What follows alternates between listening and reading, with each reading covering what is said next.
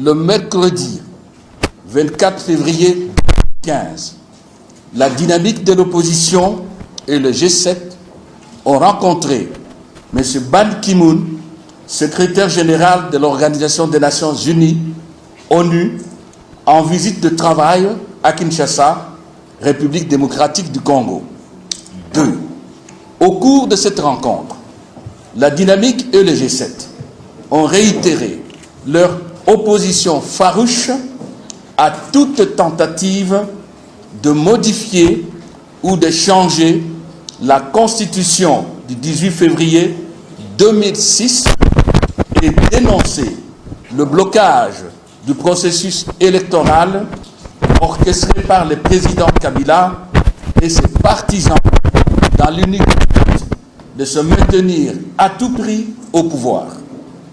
Ils ont ensuite réaffirmé leur rejet catégorique du dialogue national convoqué par le président Kabila et stigmatisé les restrictions des libertés individuelles et collectives, les violations organisées des droits de l'homme et les actions de laminage de l'opposition politique qui remettent progressivement la RDC dans un régime totalitaire et des partis uniques de fait. 3. La dynamique de l'opposition et les G7 ont démontré à M. le secrétaire général de l'ONU qu'il est encore possible d'organiser les élections présidentielles et législatives dans les délais constitutionnels et que la révision du fichier électoral ne peut constituer un obstacle à cet effet. 4.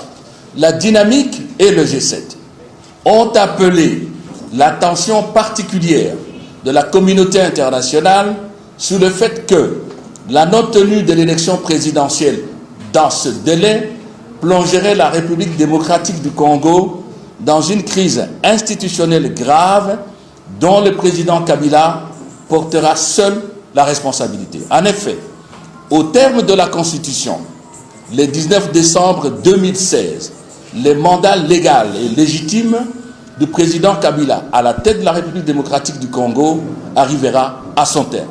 5.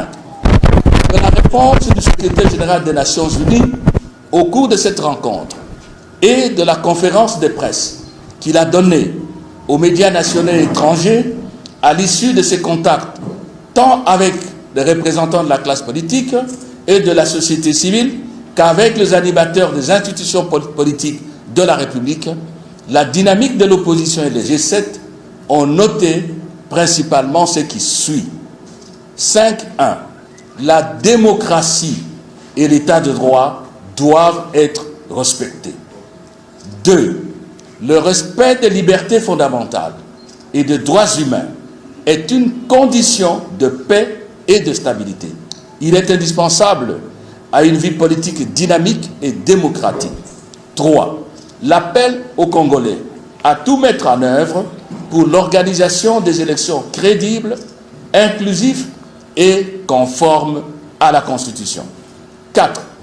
Aux présidents africains, ne vous accrochez pas au pouvoir. Écoutez la voix du peuple. Écoutez la voix de vos citoyens. Répondez aux problèmes auxquels se heurtent vos populations. Mettez l'accent sur la bonne gouvernance. Il faut lutter contre la corruption. Il faut veiller à ce qu'il n'y ait pas d'impunité. Il faut qu'il y ait un état de droit, qu'il y ait transparence. 6.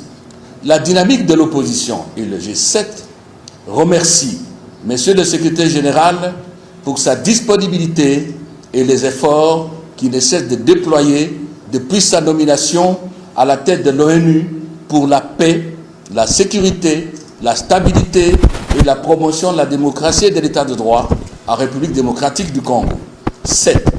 La dynamique et le G7, par ailleurs, à la résolution 2211 adoptée par le Conseil de sécurité le 26 mars 2015, particulièrement en ces points 19, 20 et 21, rassure le secrétaire général de l'ONU de tout leur soutien pour sa mise en œuvre. 8. Au moment où le pouvoir est en désarroi, au point de se livrer au jet de tracts alors que les médias d'État sont à son service, la dynamique de l'opposition et le G7 appellent le peuple congolais à doubler la vigilance, à doubler de vigilance et à rester attentif aux mots d'ordre de mobilisation qui donneront dans les jours à venir. La liberté s'arrache. Yébéla. Faites à Kinshasa.